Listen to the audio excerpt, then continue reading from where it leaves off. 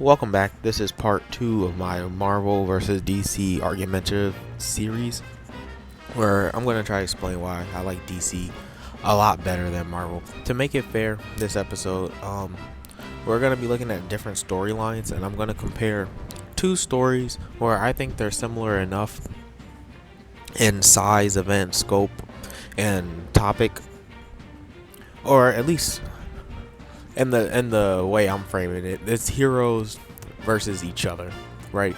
And I'm also making it fair because I'm gonna pick one of Marvel's best perceived events compared to one of DC's worst. So we're gonna look at Civil War and Heroes in Crisis. Major spoilers ahead. I'm gonna explain these events like you know the plot twist, like you know the secrets, and we're just gonna look at their pure essence and what we get out of it. So I'm assuming you know all these. You can't be watching this or be here if you don't know these or don't care enough to figure watch and read it yourself by this point, especially because none of these stories are old, they're new, or none of these stories are new, they are old, right? Both events evolve the entire hero community and their ideologies putting against each other. They're different ideologies, but the effect is the same.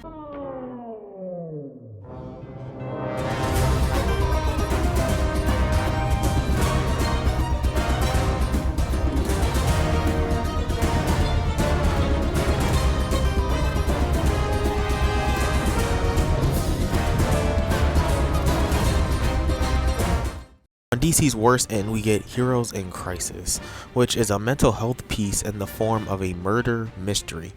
How do superheroes deal with mental health?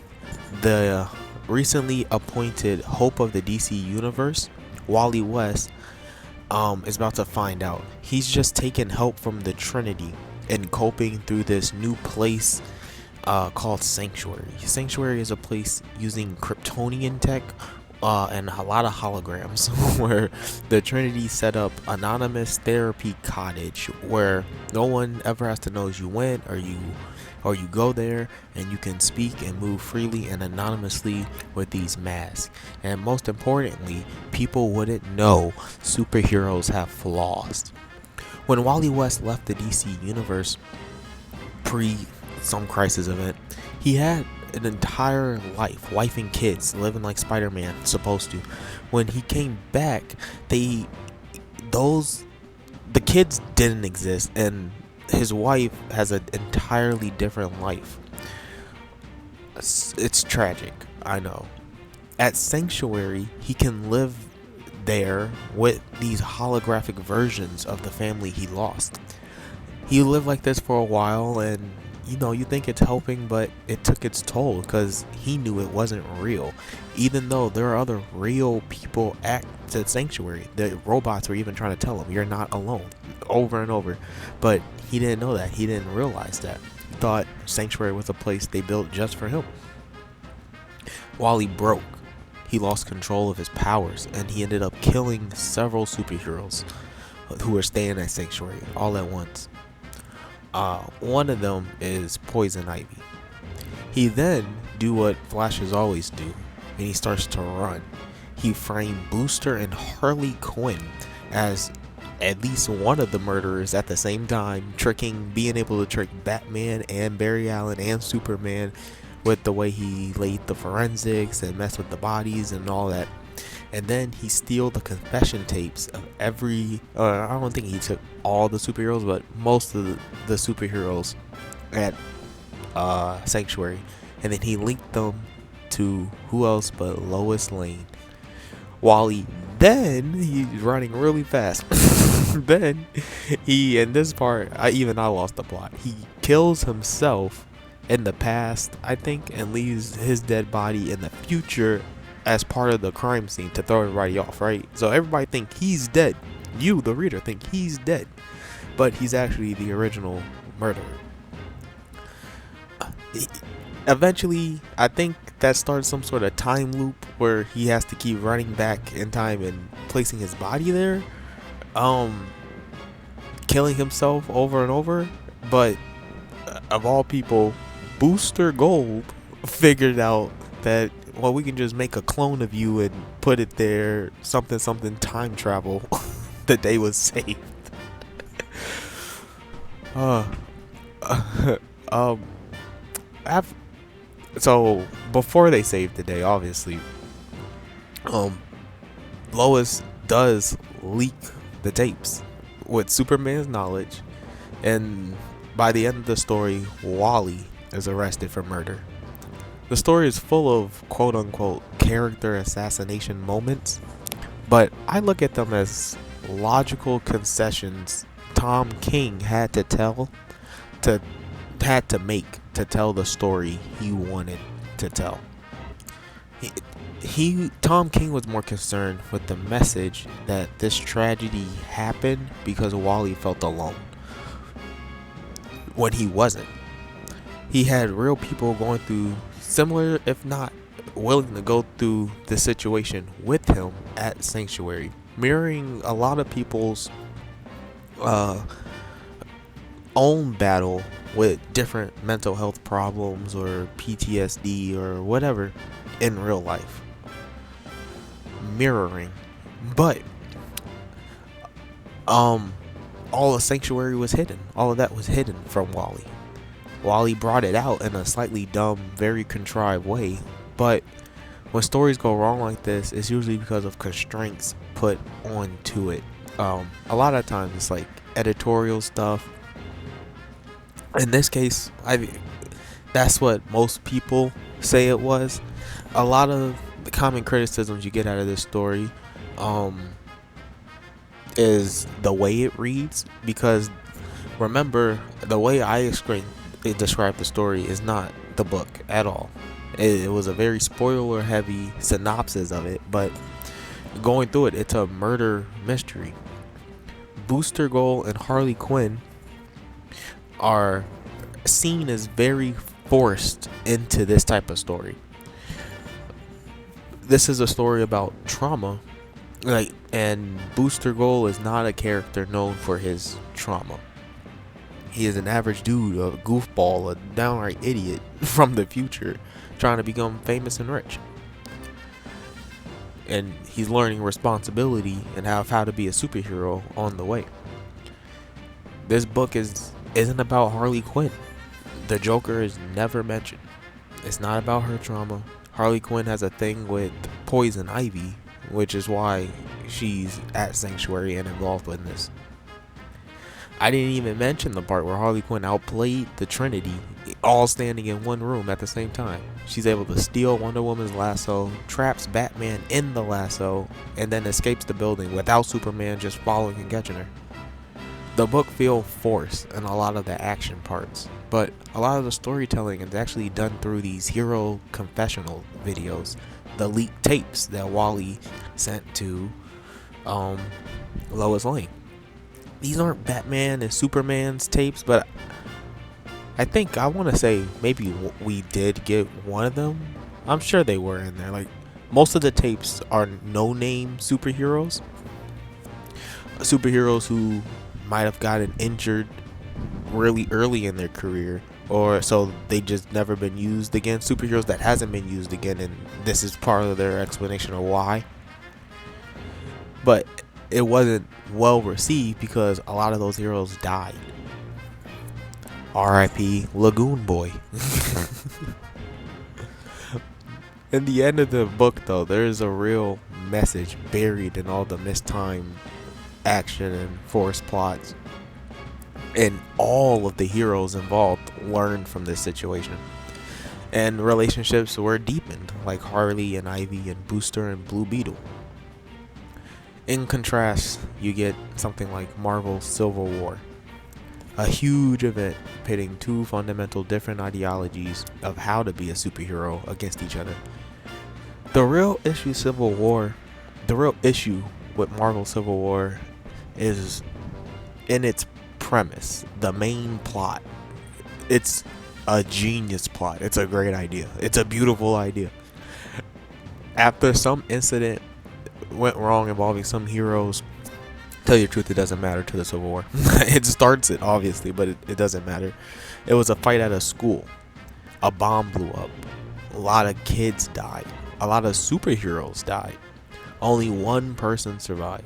Speedball. I don't even know if he's a hero or a villain. I really don't remember. He might have been the villain causing the problem. I really don't remember. It doesn't matter. From Speedball's ability is he can blow up and not die. Like he blows himself up, stuff like that. So of course, he's the only one who lives from a bomb blowing up. From this incident, the government creates a Hero Registration Act. There's no more mask, and if you do need a mask, you register your identity with the government. Anybody with any type of powers are required to register for SHIELD, and you're gonna serve the government. You're gonna get mandatory SHIELD training, and your powers, because you're a powered human, no matter what it is, mutant, inhuman, it doesn't matter. You're a powered human. You need to register with the government, and you're part of government property, basically. The rise of these mutants, inhuman, superpower, it's the government excuse to expand into people's lives, is what it is. Heroes start choosing sides, and consequences start to ensue. I commend this event because they chose a perfect time to do it. I feel like the sides were relatively even. Hulk was just sent off-world by a group called the Illuminati because he was deemed too powerful, too uncontrollable. The Avengers has recently broken up, and Thor was some way or away doing something. He does come somewhere in the middle of this book. Doesn't matter. So giant teams and overpowered heroes were removed, creating relatively equal sides. Tony, after hearing this sob story from a mom whose child died in that bombing, it turns pro registration. Heroes need to be held accountable. Reed Richards, who was a real villain anyway, was automatically pro registration.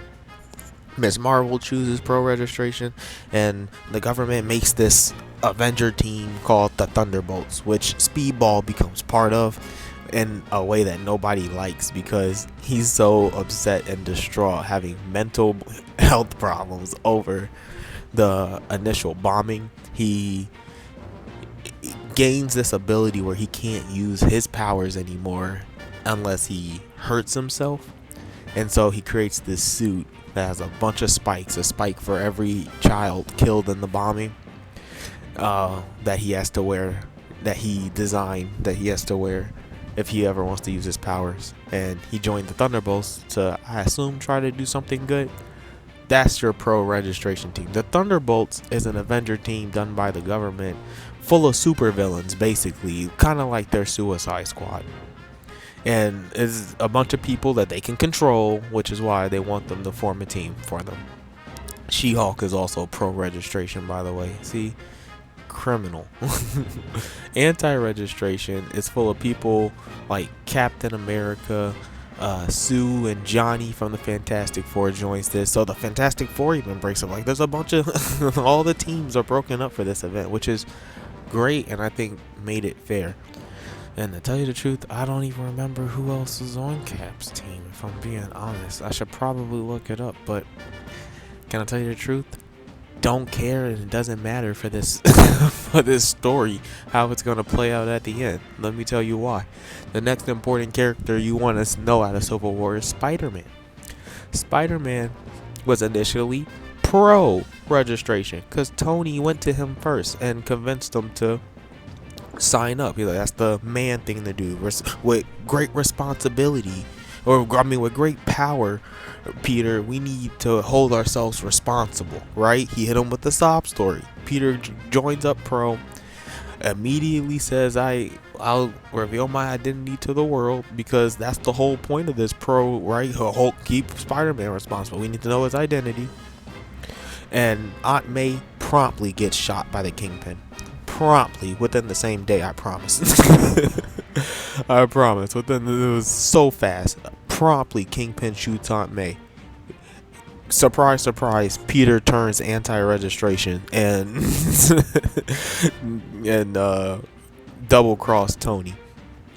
The final battle begins.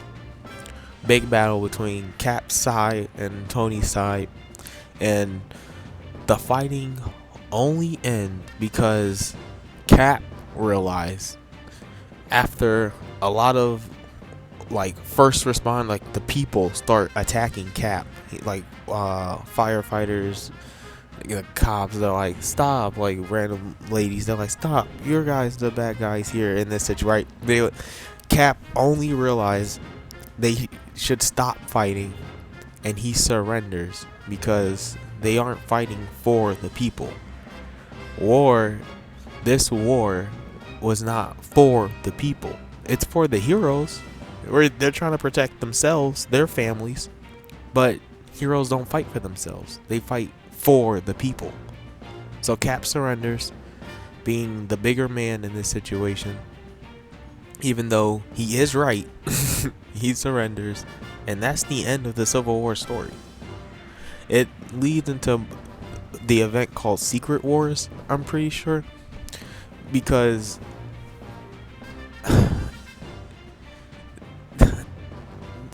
I don't know why. To tell you the truth, I don't know why. It leads into that event because most of the government is infiltrated by Skrulls. They transform themselves into Skrulls and they infiltrate it. The issue in the end isn't just that Iron Man wins. The issue is that the government wins. That, in my opinion, even though it's a bad idea, it's not my words. The story itself admits, like, these are bad ideas. There's Skrulls in the government. There's this really, like, they use the Thunderbolts, who was a group of villains. They pass more laws that just sound more villainous over time. And there's this cool idea of the 50 state initiative where the government goes, we can have a Avengers group in every state, since we have all these meta-humans signing up, right? In every state, we can make teams in every state, so the Avengers don't have to run around everywhere.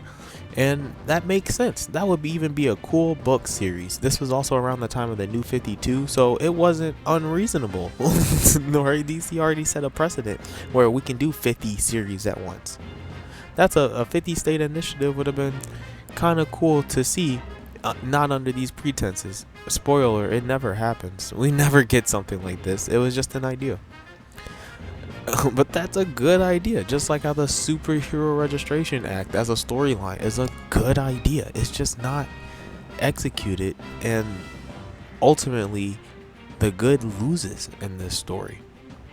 Kind of like how in Heroes in Crisis, the good loses there too. We thought we lost Wally, but we lost a lot of good heroes in that story. I didn't even really mention the Illuminati, which involve those villains on the pro side, like Reed and Tony. They're part of the Illuminati, and they're telling the Illuminati to join up, and Namor is like, no, we're not going to register ourselves with your government. No. The human leader, Black Bolt's like, no, I got to protect my people. That's not protecting my people. No, that's not good for them. It breaks up the Illuminati in this event. This story is bloated and has tons of cool ideas, none of which are shown and just really talked about. A lot of moving parts, and then the only thing in the end is freedom losing to the government. And there's Marvel copying real life again, by the way. We get stupid laws passed all the time in real life, losing our own freedoms, and people don't care enough to vote for it. And just to prove that point, we give billions of dollars to Ukraine. We give billions of dollars to Israel. How is that freedom? How is that not corrupt? That a country is just giving billions of dollars to another country for nothing. That's not right. That we didn't vote for that. And these superheroes didn't vote for this act either. Like, this registration act isn't a, oh, you can join up, anybody with powers can join up for S.H.I.E.L.D. We want to encourage you to join up and get some training so you're not just, no. This is a requirement. This is we're going to tell you what to do, where to go, how to use your powers. And Cap has to lose at the end. Marvel ends up even copying the title, Civil War. It's a civil war in America. You know, it's not really creative, like Heroes in Crisis or even Crisis on Infinite Earth. I don't think it's a lazy story. I think it's one of Marvel's better stories. I just think this great Marvel event is very comparable to Heroes in Crisis, that middling to bad DC event. That's all I got for you guys today. Thanks for listening. I would love to hear your opinion on Heroes in Crisis and the Civil War. That's all I got for you now, though. Thanks for listening. That was a cool gym battle, right? I'll see